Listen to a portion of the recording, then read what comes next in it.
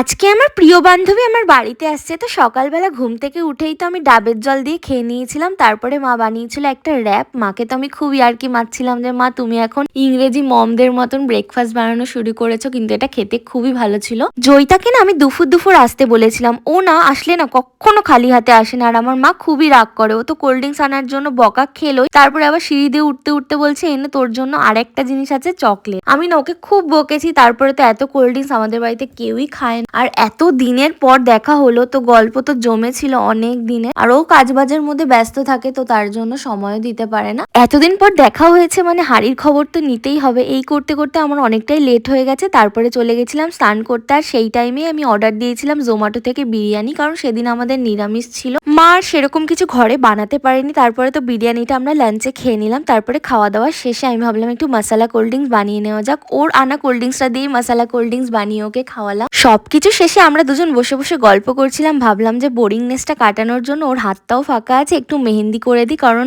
ও মেহেন্দি পড়তে খুব ভালোবাসে আর আমি মেহেন্দি পড়াতে। আর আমার ফ্রিজে মেহেন্দি তো থাকেই অলমোস্ট, আমি রাখির জন্য মেহেন্দি পরবো ভেবে অনেক বানিয়ে রেখেছিলাম। এই মেহেন্দির ডিজাইনটা আমি ওকে পছন্দ করে পরিয়ে দিয়েছিলাম, কারণ ও অতটা মেহেন্দির ব্যাপারে বোঝে না। ওর কিন্তু এই ডিজাইনটা পছন্দই হয়েছে, তোমাদের কেমন লেগেছে জানিও। আর ওর সাথে থাকলে না সময়টা কিভাবে কেটে যায় বোঝাই যায় না, এত ভাইব ম্যাচ করে, আমরা সারাদিন হাসতেই থাকি। তারপরে দুজন একসাথেই রেডি হলাম এক আয়নাতে। তো এখন ওকে বাড়িতে তো ছাড়তে হবে, সাথে আমিও যাচ্ছিলাম, কারণ আমরা একটু যেতাম চা খেতে। তো গেছিলাম কল্যাণী রোডের দিকে। ওর বল পেন নিতে এসেছিল, আমিও আর ওর বল পেন মিলে চলে গেলাম একটা ক্যাফেতে। জাস্ট কল্যাণী রোডের দিয়ে যেতে যেতে একটা র্যান্ডামলি ক্যাফেতে ঢুকে পড়েছিলাম। আমার তো এক্সপেকটেশনই ছিল না এখানের খাবারগুলো এত ভালো হবে, সত্যি খুব ভালো ছিল খাবারগুলো। তো ওখানে গিয়ে আমরা একটু আড্ডাই আর কি দিলাম, কফি টফি খেতে খেতে। তারপরে তো জয়িতাকেও বাড়িতে ছেড়ে দিলাম। তো আজকের দিনটা এভাবেই